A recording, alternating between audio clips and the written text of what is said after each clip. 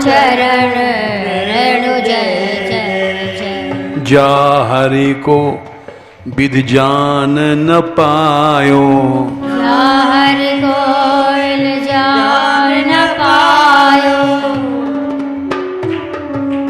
गोप हरण कर के पछतायो,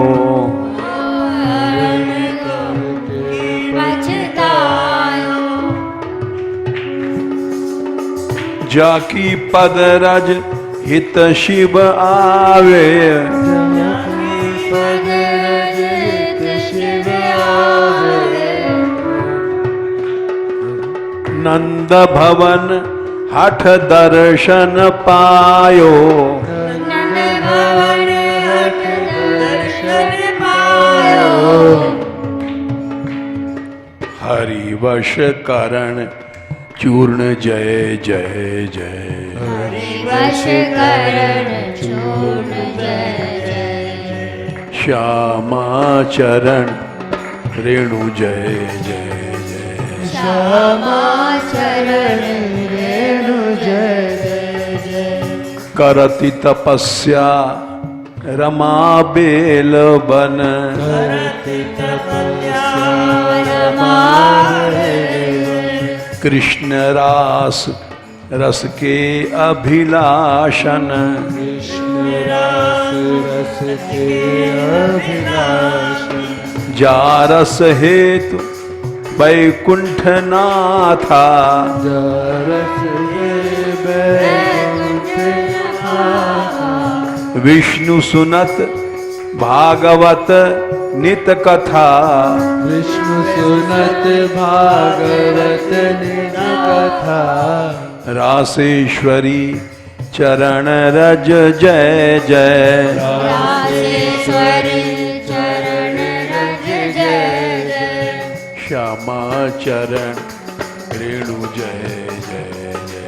श्यामा चरण रेणु जय जय जय। राधा पद आराधक गिरधर, राधा पद आराधक गिरधर। राधा पद रज नित्य शीश धर, राधा पद रज नित्य शीश धर।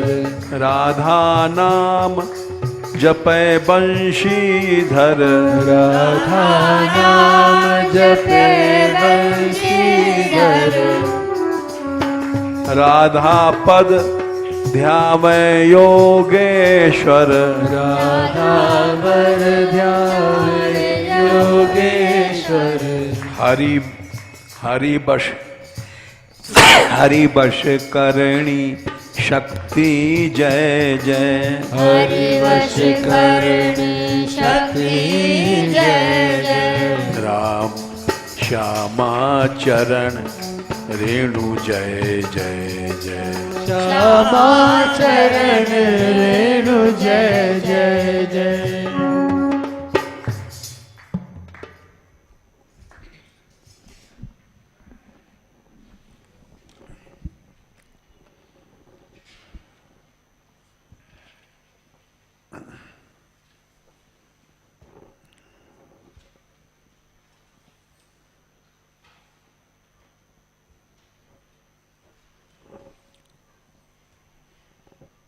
कील जी की कथा चल रही है।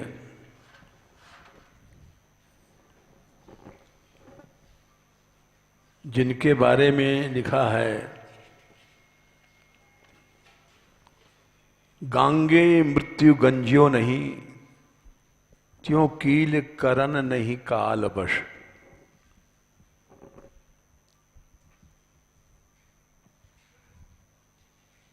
जैसे गांगे मने भीष्म पितामह को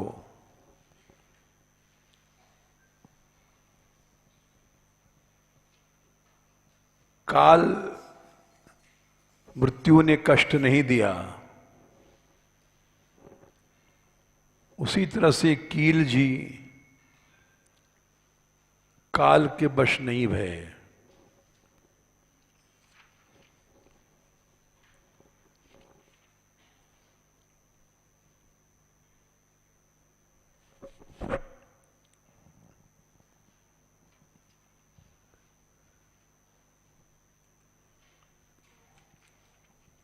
ये ऐसे तेजस्वी थे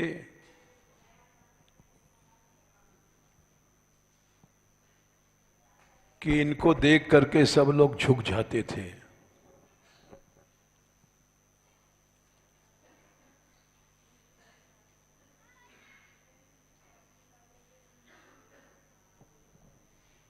भगवत भजन का एक तेज होता है।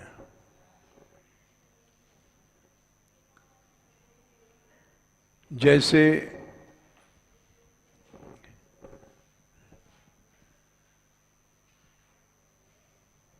रावण की सभा में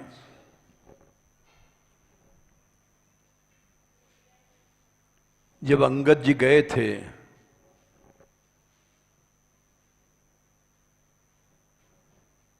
तो रावण के भय से किसी को उठ के स्वागत नहीं करना चाहिए, लेकिन उठे सभासद कपि कहूं देखी। सारी सभा खड़ी हो गई अंगद के तेज को देख करके।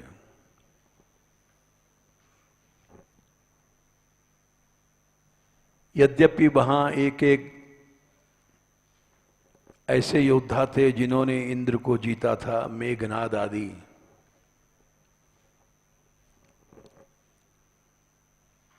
किंतु भक्ति का तेज अलग होता है।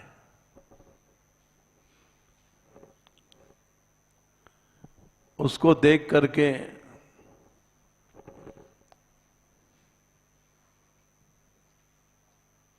सभी सभा खड़ी हो गई। सुखदेव जी थे,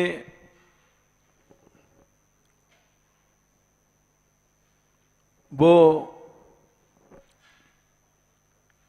पागल की तरह जा रहे थे।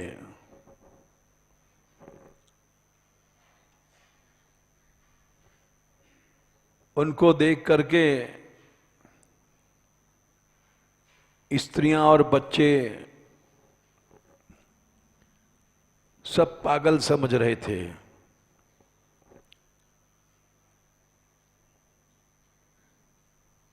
लेकिन जब ऋषियों के सभा में पहुंचे,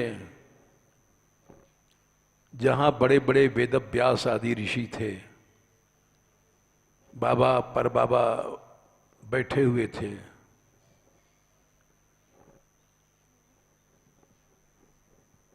वो सब उनको देख करके प्रत्युत्थास्ते मुनिया स्वासनेभ्यः, सब ऋषि महर्षि आसन से खड़े हो गए।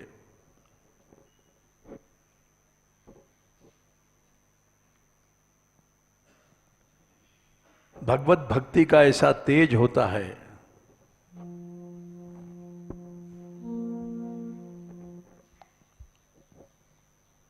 कील जी में ऐसा तेज था,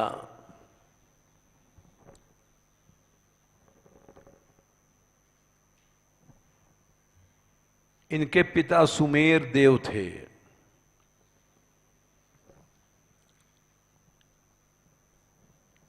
ये गुजराती थे कील देव जी, और इनके पिता भी गुजरात के थे।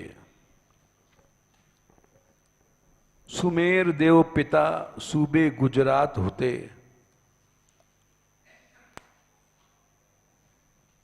गुजरात प्रांत में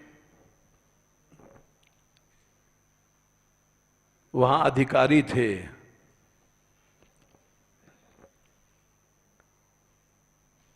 और उनका शरीर जब छूटा उस समय कील जी महाराज मथुरा में थे।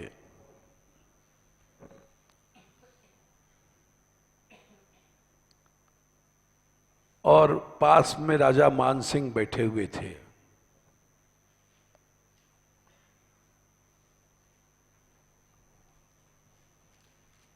राजा मानसिंह ब्रज में आते थे,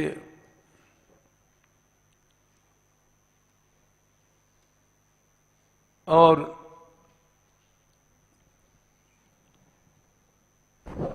उनका कई जगह प्रसंग भी आया है।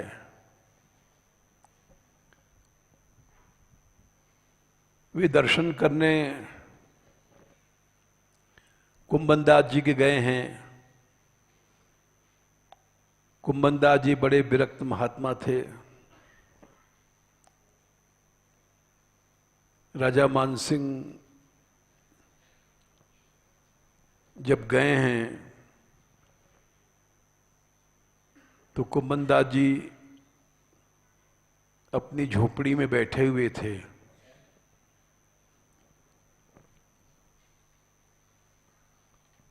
और राजा मानसिंह आया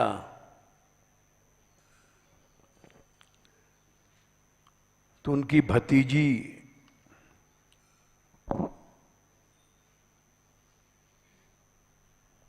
वो बोली कि काका राजा मानसिंह आयो है।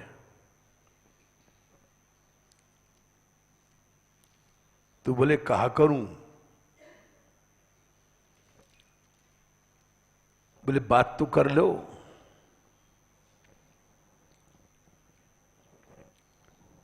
बोले आसन डाल दे।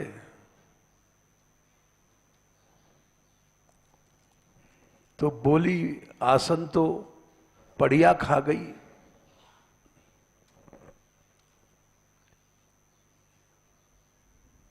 तो बोले और आसन बना ले। फिर बोले कि तिलक कर लाऊं ला आरसी ला। आरसी माने शीशा। तो भतीजी बोली वो तो पड़िया पी गई।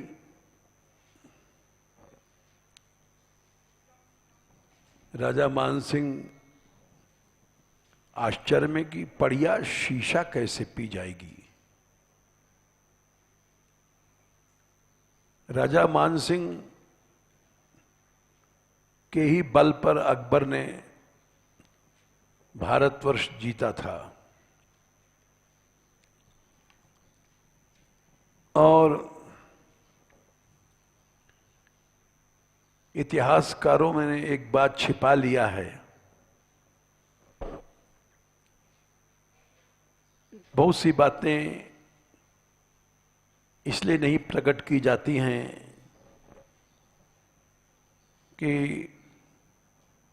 दबी भई बातें भी दबी भई हैं। कांग्रेस को मुसलमानों को वोट चाहिए, नहीं तो बात ये थी कि अकबर अपनी मृत्यु से नहीं मरा है।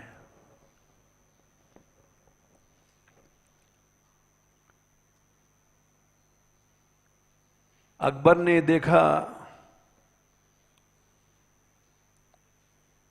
कि जिस समय चाहेगा मानसिंह गद्दी ले लेगा।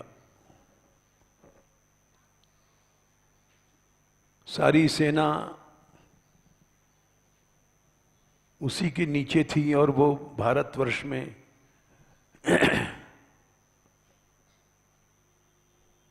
राजपूतों से लड़ाई लड़ रहा था। राणा प्रताप के विरोध में मानसिंह ने ही लड़ाई लड़ी थी।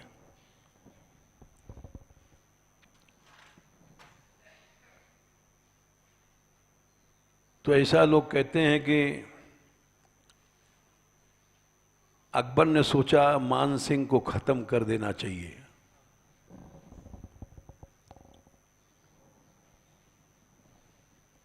होलियों के मौके पर भांग की एक गोली माजूम कहते हैं, माजूम खाने की परंपरा थी।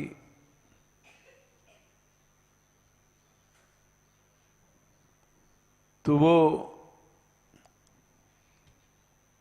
अकबर बैठा हुआ था सभा में, मानसिंह भी पास में बैठे, तो उसने माजूम की गोलियों में विष मिला दिया था।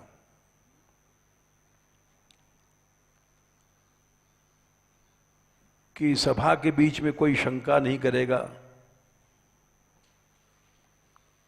और माजूम की गोली दे देंगे। उसके बाद ये मरना तो ही है, कोई कारण दिखा देंगे कि राजा साहब ठीक थे, जाने कैसे मर गए। भगवान की विचित्र लीला है। थाल में माजूम की गोलियां आई थी और सबको दिखाने के लिए उसने भी गोली खाई और एक गोली राजा साहब आप भी लो, मानसिंह को दिया। लेकिन वो होनहार की बात थी, उसी की भूल से गोली बदल गई।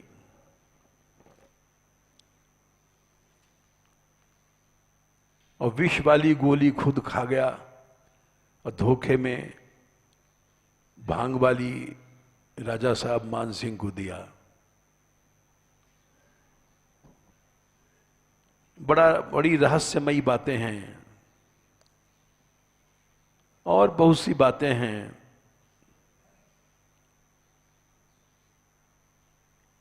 जो एक ऐसी पोशाक बनाई थी मुसलमानों ने कि किसी राजा का सम्मान करना होता तो सभा के बीच में वो पोशाक हीरों से जड़ी भई पहना दी जाती थी। उसको खिलियत कहते थे। मुसलमानी शासन में खिलियत पहलाई जाएगी फलाने राजा साहब को, और उस पोशाक के पहनने से वो आदमी मर जाता था।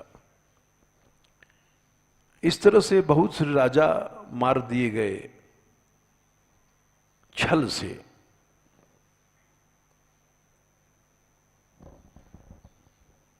तो ये कील देव जी हमने इसलिए सुनाया कि मानसिंह ब्रज में आता था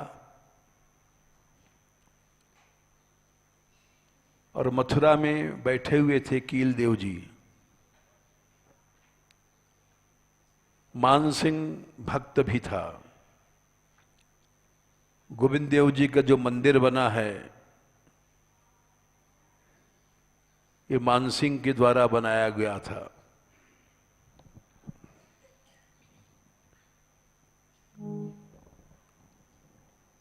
कील देव जी पास में बैठे थे। सुमेर देव जी का शरीर छूटा था गुजरात में। आकाश से जा रहे थे विमान सर भगवत धाम को। देखो, लड़के लड़की अगर भक्त होते हैं तो माता पिता का स्वतः कल्याण हो जाता है। नृसिंह भगवान ने कहा है, त्रिसप्तभी पिता पूतः पितृभि सहते अनघ। जब प्रहलाद ने पूछा कि हमारे पिता ने तो सदा बैर किया है, उनकी क्या गति होगी, तो नरसिंह भगवान बोले, त्रिसप्तभी माने 21 पीढ़ी तक तर जाती है अगर घर में एक भक्त पैदा हो गया। अधिकतर लोग आजकल की संतान भक्तिहीन है, तो माता पिता को भी नरक की प्राप्ति बिना पाप के हो जाती है। इसीलिए सुमित्रा ने लक्ष्मण से कहा था कि तुम राम की सेवा के लिए जा रहे हो, ये हमारा सौभाग्य है। और बेटा वाली वही है, पुत्रवती जुवती जग सोई, पुत्रवती जुवती जग सोई, रघुपति भगत जास सुत होई, रघुपति भगत जास सुत होई। इसका मतलब सुनो, बेटा वाली वही है जासु सुत, जिसका लड़का भगवान का भक्त है। पुत्रवती जुवती जग सोई, वाह। रघुपति भगत जासु सुत हुई। तुम्हारी बुद्धि तेज है, एक साथ याद कर लिया। और नहीं तो उसकी मां बेकार ब्याई शुकरी है, नतर बांझ भई बाद बियानी। बांझ हो जाती तो अच्छा, राम विमुख सुतते बड़हानी। भगवान का भक्त नहीं है, उस लड़के से मां बाप को नरक मिलेगा। एक बार चौपाई और बोलेंगे, याद कर लेना। पुत्रवती जुवती जग सोई, पुत्रवती जुवती जग सोई, रघुपति भगत जास सुत होई, रघुपति भगत जास सुत होई। न तरु बांझ भई बाद बियानी, नतरु बांझ भई बाद बियानी, राम विमुख सुतते बड़हानी, राम विमुख सुतते बड़हानी। बांझ हो जाती, बांझ माने जिसके बच्चा पैदा नहीं होता है। बाद बेकार के लिए ब्याई माने वो मां नहीं, शुकरी है, उसने सुअर पैदा किए। जो भोगी है वो शूकर कुकर है, जिसका लक्ष्य केवल भोग है, धर्म नहीं है। राम विमुख सुतते बड़हानी। राम विमुख माने भक्त नहीं है, उस लड़के से नुकसान होता है। हानि माने मां बाप नरक के जाएंगे, हैं?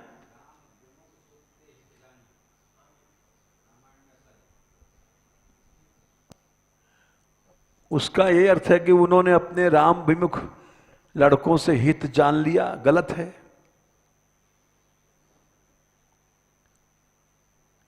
भगवत विमुख भक्ति से हित कैसे होगा?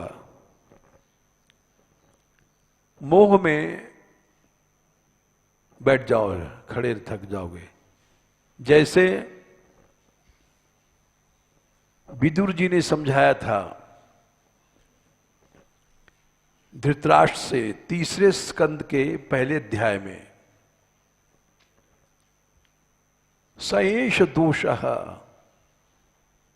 पुरुषद्विदास्ते। हे भैया,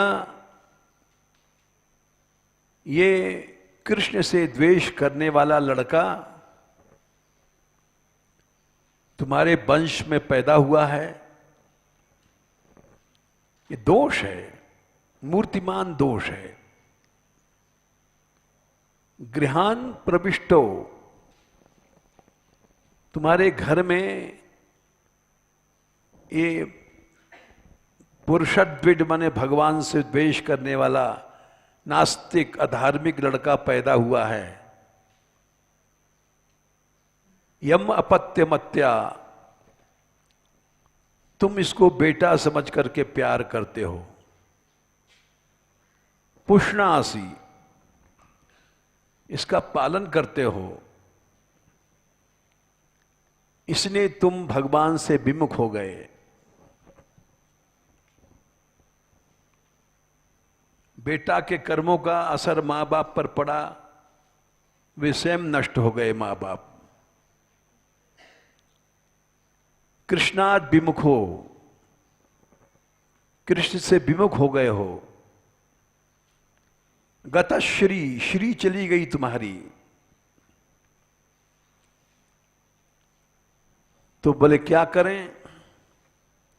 त्यज, छोड़ दो। आशु, जल्दी छोड़ दो। अशायु माने अमंगल वाला लड़का है, मंगल नहीं है, ये वंश का नाश करेगा। कुल कौशलाय, अपने वंश की रक्षा चाहते हो, एक लड़का छोड़ दो। एक लड़का छोड़ देते तो महाभारत बच जाता, 99 लड़के बचे रहते। लेकिन एक को नहीं छोड़ पाए तो सब के सब चले गए। 100 थे, 100 के 100 मर गए। ममता मोह नहीं छूटती है। मनुष्य का वंश नष्ट हो जाए, चाहे अनंत काल तक नरक चले जाएं, जीते जी ममता मोह नहीं छोड़ते लोग। तो ये राम विमुख सुतते हित जानी, इसलिए ज्यादा अच्छा था। ऐसा बच्चा पैदा ही नहीं होता। न तरु बांझ भई, बांझ हो जाती। ब्याई मने सुकरिया है। जननी जनय तो भक्त जनय, या दाता या सूर, नहीं तो जननी बांझ रहे, क्यों खोवे है नूर। ऐसी मां बांझ हो जाए तो अच्छा है।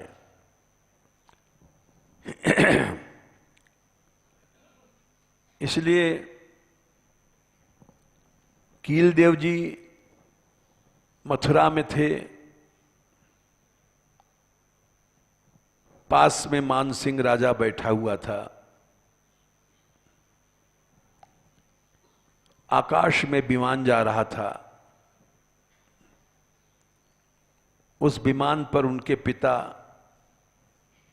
सुमेर देव बैठे थे।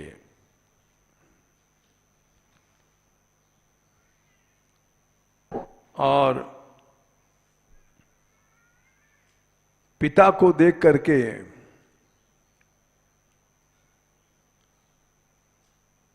कीलदेव खड़े हो गए।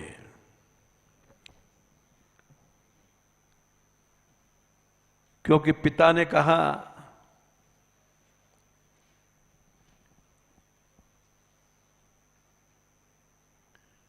तुम्हारे पुण्य से, तुम्हारी भक्ति से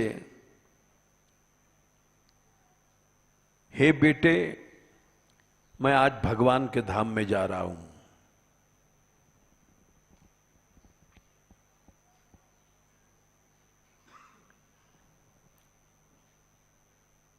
ये सुन करके कीलदेव जी ने पिताजी को प्रणाम किया।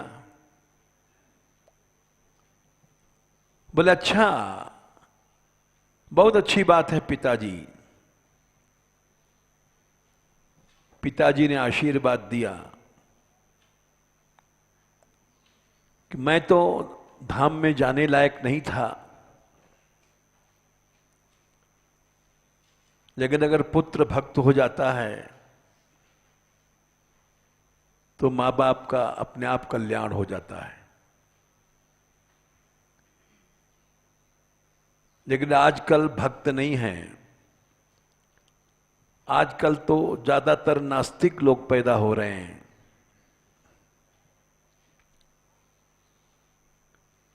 खड़े हो गए कीलदेव जी। राजा मानसिंह बोले, आश्चर्य है, कोई दिखाई नहीं पड़ रहा आकाश में।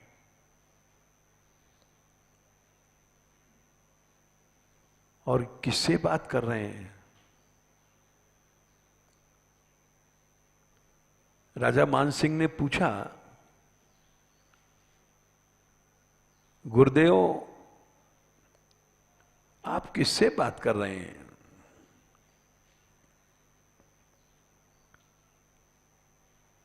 मानसिंह को नहीं दिखाई पड़े।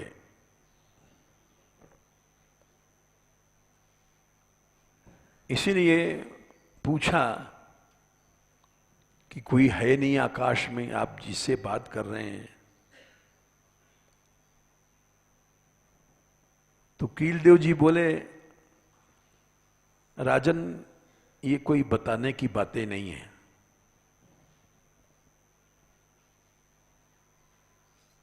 राजा राजहट प्रसिद्ध है। राजहट, स्त्री हट, बाल हट। राजा लोगों में हट होता है। राजा ने हट किया, गुरुदेव ये तो बताना ही पड़ेगा आपको।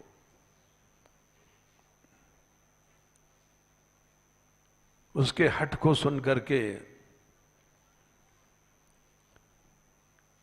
कीलदेव जी ने कहा कि ये हमारे पिताजी थे, विमान पे जा रहे थे भगवत धाम।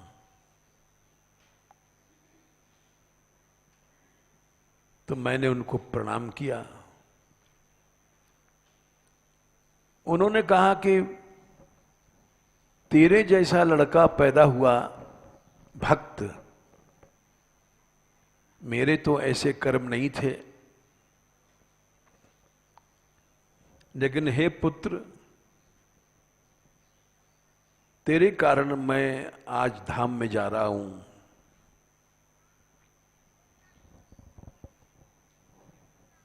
तो राजा मानसिंह ने सोचा कि बात सही है कि गलत है, क्योंकि इतना विश्वास हो जाना कि कोई विमान से जा रहा है और उससे बात हो रही है, हर आदमी विश्वास नहीं करेगा।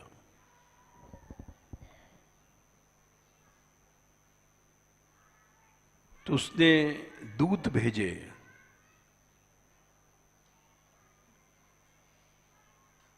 कि जाओ तुम लोग गुजरात जाओ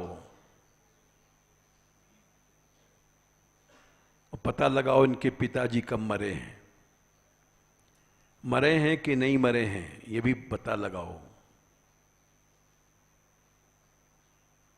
दूत लोग गुजरात गए।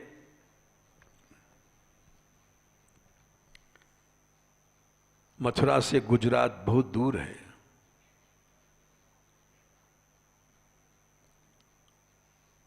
और वहां से समाचार लाए कि हां, सुमेर देव जी उसी दिन मरे थे जिस दिन इन्होंने प्रणाम किया और वार्तालाप किया था।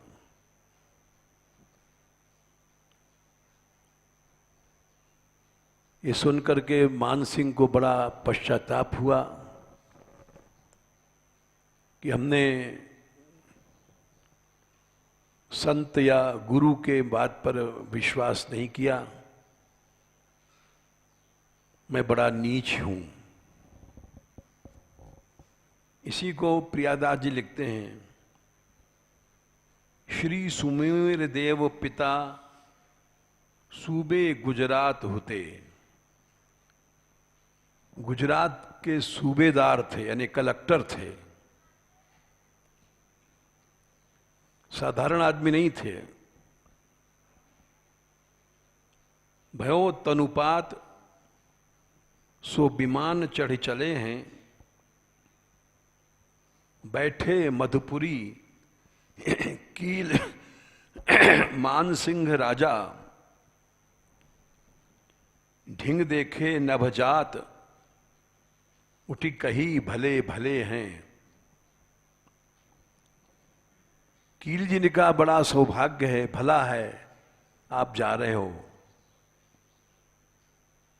पूछे नृप, बोले कांसों कैसे के प्रकाशों, मैं कैसे इस गुप्त बात को कहूं। कहो हठ परे सुनी अचरज रले हैं, हठ के कारण को कहना पड़ा। मानुष पठाए, मान सिंह ने दूत भेजे, सुध ल्याए सांच आंच, लागी करी साष्टांग बात, मानी भाग फले हैं।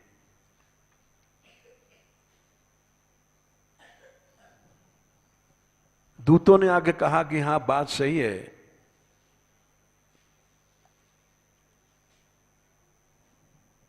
इनके पिता उसी दिन मरे हैं।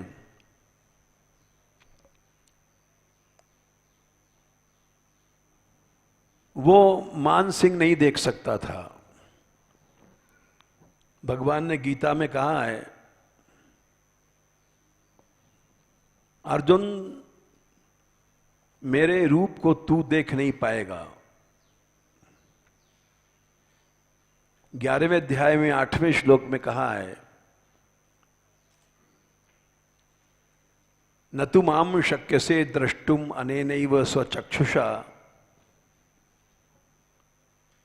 दिव्यम ददामि ते चक्षुः, पश्य में योगमैश्वरम।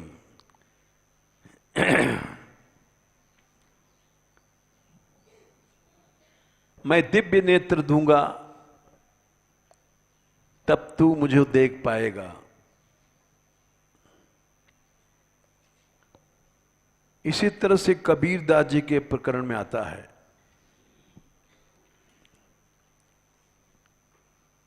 कबीरदास जी का बहुत नाम हो गया था। महात्मा लोग नाम नहीं चाहते,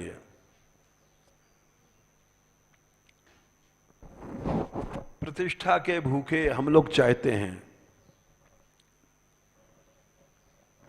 कबीरदास जी का जब बहुत नाम हो गया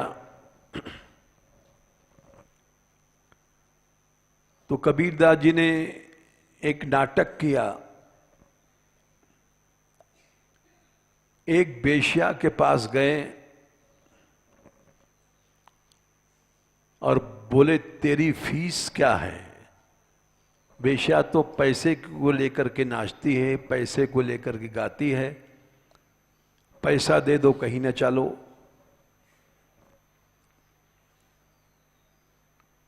उस बेश्या ने बताया कि हमारा इतनी फीस है, इतनी मुद्रा। कबीरदास जी ने कहा ठीक है, हम तेरी फीस देंगे, तू हमारे साथ बाजार में होकर के निकलना।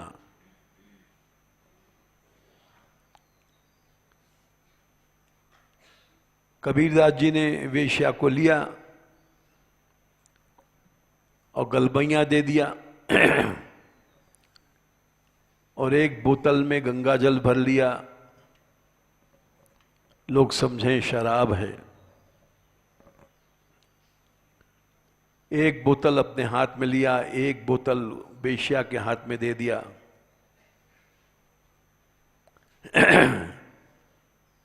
बोले मैं तुझे पिलाऊंगा, तू मुझे पिलाना। ऐसे ही बाजार से निकलेंगे।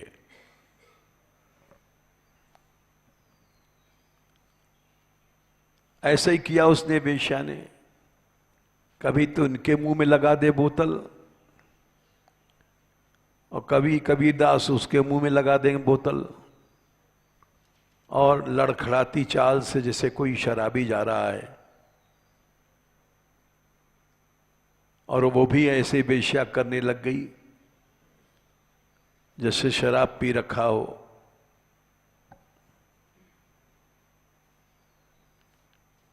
सारा बाजार थू थू करने लग गया। देखो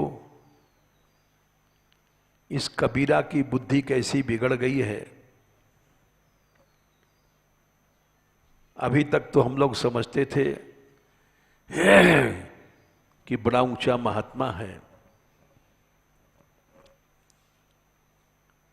इतना बेशरम तो कोई भी आदमी नहीं होगा। बाजार में इतना बेशरम है, भोग में अंधा हो गया और गलबैया दे करके जा रहा है।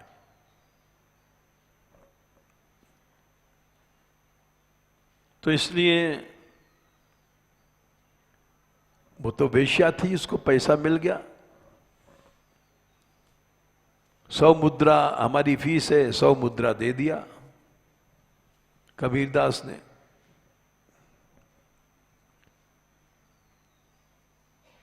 और बाजार में सैकड़ों गालियां मिली। जो कबीर के जानकार लोग थे उन्होंने तो आंख बंद कर लिया, भले अरे राम राम राम, कबीर तो महापुरुष हैं, ये इनका नाटक है, ये आंखों से हम गलत देख रहे हैं। कबीर रंडीबाज नहीं हो सकते, ये तो बड़ा ऊंचा संत है भाई। संतों के नाटक होते हैं, उसको कोई आदमी समझ नहीं सकता। लेकिन साधारण लोग जैसे हम लोग थे वो गाली देने लग गए। अरे ये सब जितने हैं ऐसे ही होते हैं। कबीरदास बोले, सारी बाजार घूमने के बाद बोले चलो राज दरबार में चलेंगे। वेश्या बोली ठीक है, हमारा तो जितना फीस तुमने दिया है, एक दिन बुक है, तुम कहीं ले जाओ। राज दरबार में गए, राजा उठ के खड़ा हुआ, क्योंकि राजा सभी मूर्ख नहीं होते हैं, कोई कोई बुद्धिमान भी होते हैं।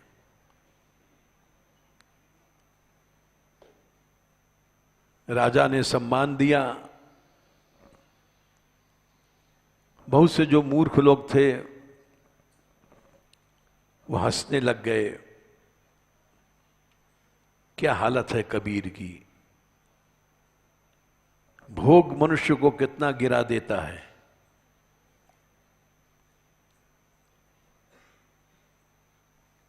लेकिन राजा ने सबको डांट दिया। राजा के डर से कोई नहीं बोला कि भाई राजा साहब हैं, ये सम्मान कर रहे हैं तो कोई बात है।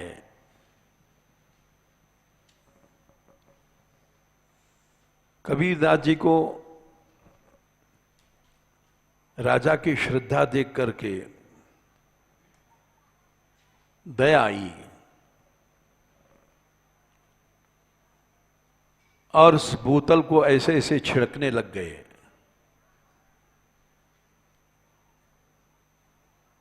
बहुत से लोग भाग गए वहां से, अरे इसमें शराब है।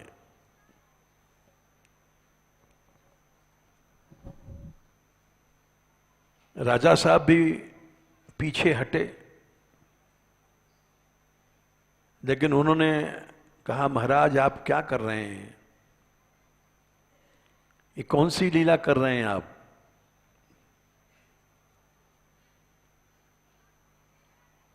सब पे दया कीजिए,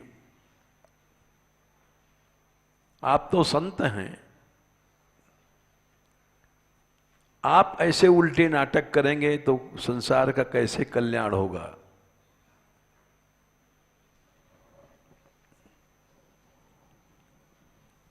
कबीर को इच्छा भई कि ठीक कह रहा है राजा, साधारण लोगों की श्रद्धाएं तो थोड़े में खंडित हो जाती हैं,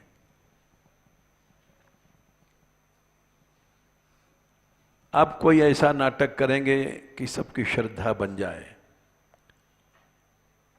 बोले, राजन, रथ यात्रा निकल रही थी उस दिन जगन्नाथ जी की।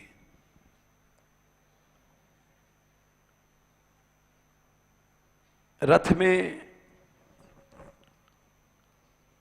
आग लग गई थी कहीं किसी कारण से, तो मैं बुझा रहा था। अरे, राजा ने कहा, यहां से आप बुझा रहे थे? हां, मैं देख रहा था जगन्नाथ जी के रथ के लिए देखने के बाद हमारा कर्तव्य है कि हम बुझावें।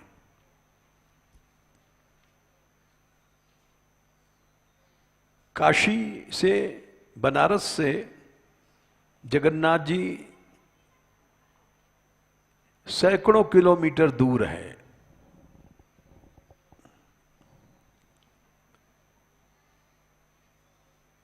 राजा ने उसी समय दूत भेजे, जाओ जगन्नाथ जी और पता लगाओ कि कबीर दास जी यहां आए थे, क्या सच में आए थे, क्या सच में आग लगी थी,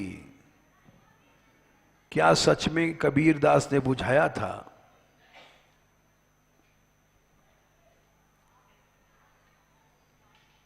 दूत लोग गए और कई दिन बाद लौटे।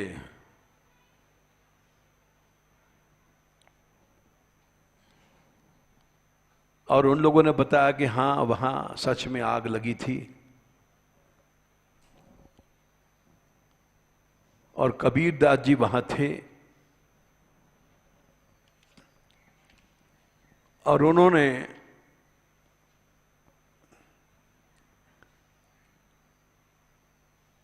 आग बुझाई थी।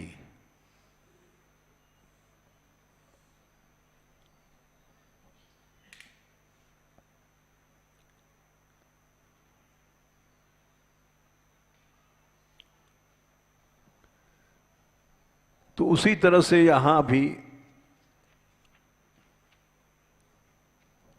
राजा मानसिंह को दिखाई नहीं पड़े और विश्वास के अनुसार उनके पिता उसी दिन मरे थे। राजा मानसिंह ने दूत भेजे,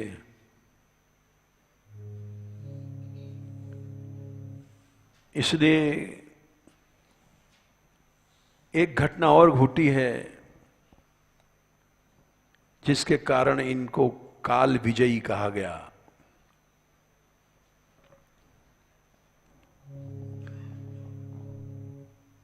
ऐसे प्रभु लीन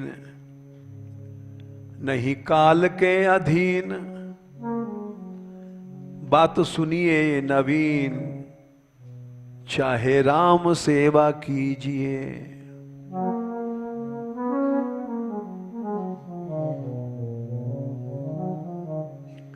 धरी ही पिटारी फूल माला हाथ डार्यो, तहां ब्याल कर काट्यो, कहो फेर काट लीजिए।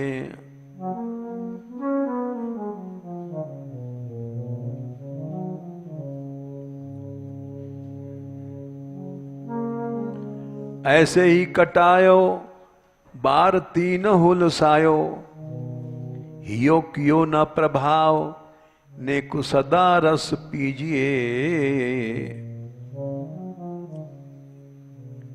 करिके समाज साधु मध्यों विराजे, प्राण तजे दर्शे द्वार योगी थके सुन जीजिए।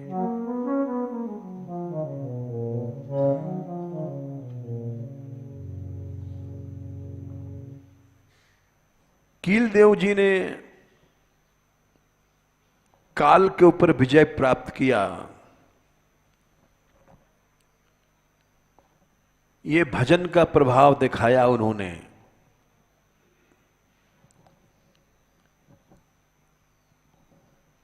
श्रीमद् भागवत में लिखा है, तीसरे स्कंद में करदम जी के प्रसंग में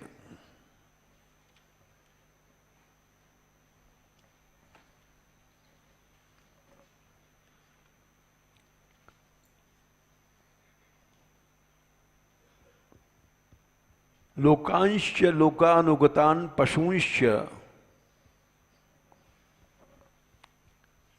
हित्वा श्रितास्ते चरणार्थ पत्रम।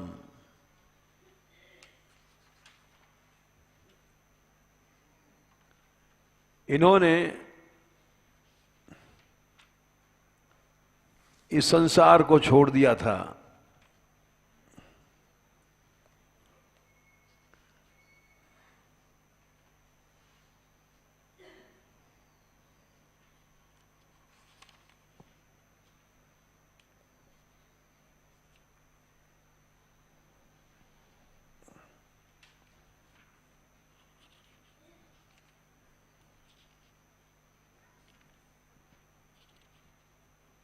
परस्परम त्वद गुणवाद पीयूष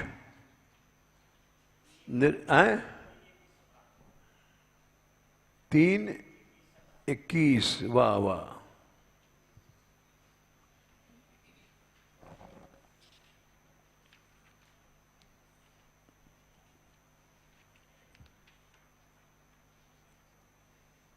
हाँ ठीक कहा।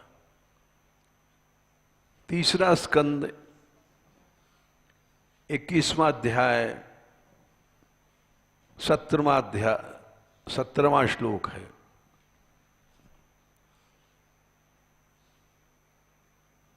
ये संसार है, पशुओं का संसार है। भगवान की भक्ति नहीं है जिसमें वो पशु है। पशु भी खाता है, पीता है, संतान पैदा करता है। आहार निद्रा भय मैथुनम च सामान्य में तत् पशुभिर नराणाम। मनुष्य भी खाता है, कुत्ता भी खाता है, गधा भी खाता है। मनुष्य भी सोता है, कुत्ता भी सोता है, गधा भी सोता है। भय, मनुष्य को भी डर लगता है, गधे को भी डंडा मारो डरता है। मैथुन, भोग भोगना। आहार निद्रा भय मैथुनम च सामान्य में तत् पशुभिर नराणाम। सुअर तो एक साथ 12-12 बच्चे पैदा कर देता है। हम लोग तो इतना भोग भी नहीं भोग सकते। लेकिन मनुष्य में धर्म है।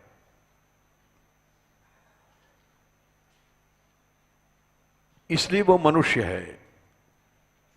नहीं तो कुत्ता, बिल्ली, गधा और हम लोगों में कोई फर्क नहीं है।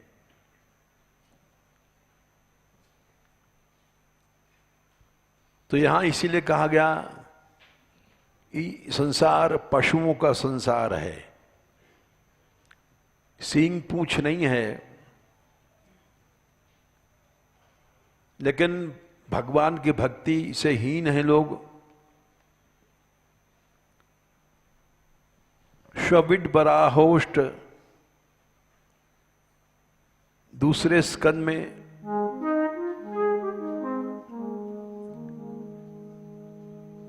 दूसरे अध्याय में श्वबिड बराहोष्ट खरई, कुत्ता, शूकर, बिडबराह मल भोजन करने वाला शूकर,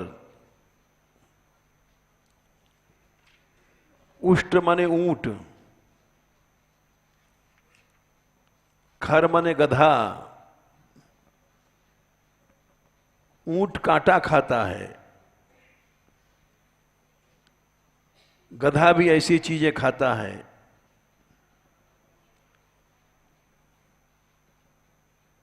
दूसरे स्कंद के तीसरे अध्याय में 19वें श्लोक में श्वबिट पराहुष्ट खरई संस्तुतः पुरुषः पशु नयत कर्ण कथोपेतु जातु नाम गदाग्रजः। जिसको भगवान के नाम से प्रेम नहीं है,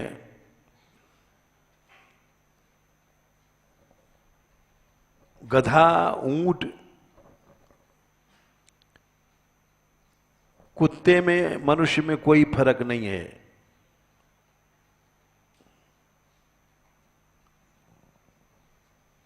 इसलिए यहां पर इस संसार में जितने लोग हैं पशु हैं। शक्ल इनकी मनुष्य की तरह है, लेकिन भक्ति नहीं है तो पशु हैं। पशु भी नहीं, मुर्दे हैं। जीवत शव समान ते प्राणी, शव समान ते प्राणी।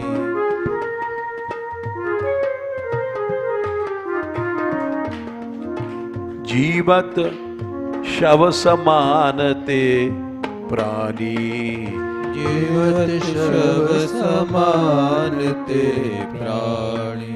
जिन हरि भगत हृदय नहीं आनी, जिन हरि भगत हृदय नहीं आनी। जिन हरि भगत हृदय नहीं आनी, जिन हरि भगत हृदय नहीं आनी। जीते हुए शव माने मुर्दा, जीवत शव समान ते प्राणी।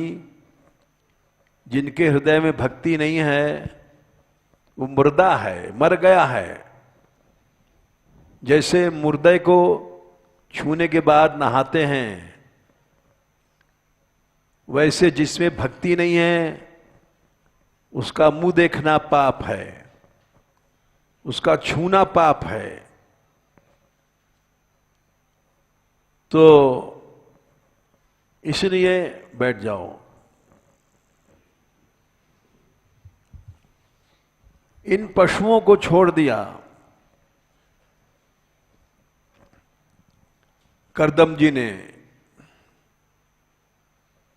लोकांश लोकानुगतान पशुंश्च हित्वा श्रितास्ते चरणात पत्रम। भगवान के चरणों की छाया तभी मिलेगी जब इन पशुओं को छोड़ दोगे। ये पशु लोग भक्ति का समर्थन नहीं करते। कितने लोग हैं यहां आते हैं बहुत से, और देखते हैं छोटे छोटे बच्चे भक्ति कर रहे हैं तो समर्थन नहीं करते। कहते हैं इनका जीवन नष्ट हो रहा है। इस शहर में जाएं, कहीं पढ़े लिखें, तो ये पशु लोग हैं। कोई कोई समझदार होते हैं, वो कहते हैं कितनी बड़ी भगवान की दया हो गई है, छोटी उम्र में ये लोग भजन कर रहे हैं। तो ऐसे पशुओं को छोड़ने के बाद ही मनुष्य भगवान के चरणों की छाया की शरणागति को समझ सकता है।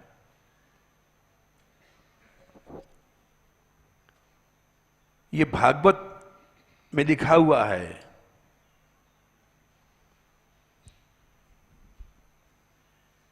ये करदम जी ने कहा है, भगवान के सामने कहा है। ऐसा नहीं कि अपने आप कहा है, भगवान सामने खड़े हैं। दृष्ट्वा खेव स्थितम वक्षाश्रियम कौस्तुभ परम। भगवान सामने कैसे हैं? 11वें श्लोक में किरीटिनम गुंडलिनम शंख चक्र गदाधरम 21/10 शंख चक्र गदा लेकर के भगवान प्रकट भये। सफेद कमल उनके हाथ में है। गरुड़ जी के ऊपर हाथ रखे। विन्यस्त चरणाम भोजम अंश देशे गरुत्मतः। आकाश में खड़े हैं भगवान। खेपस्थितम बक्षाश्रियम कौस्तुभ कंदकरम। कौस्तुभ मणि हृदय में शोभित है। उनको देख करके करदम जी गिर पड़े साष्टांग दंडवत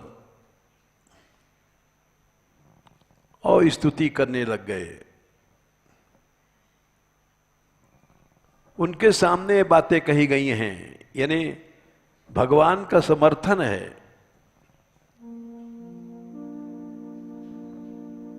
भक्तिहीन सब संसार पशु है।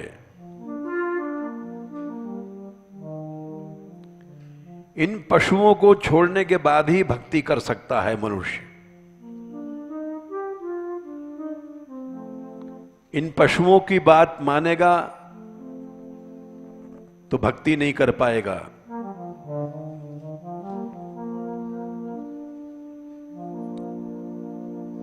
लोकांश्च लोकानुगतान् पशूंश्च हित्वा श्रुतास्ते चरणात् पत्रम।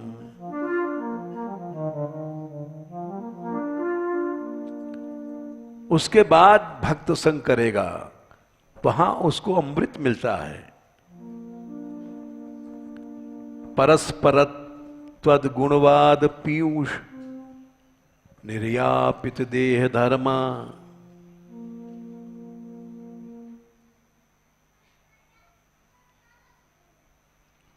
भक्तों के पास जाता है और वहां भगवान का गुण कीर्तन सुनता है। उस अमृत को पी करके जीता है। जब तक जीता है उसी से उसके देह धर्म पूरे हो जाते हैं। कैसे पूरे होते हैं, समय हो गया, कल बताएंगे। ये अमृत वहीं मिलता है। राधे कृष्ण।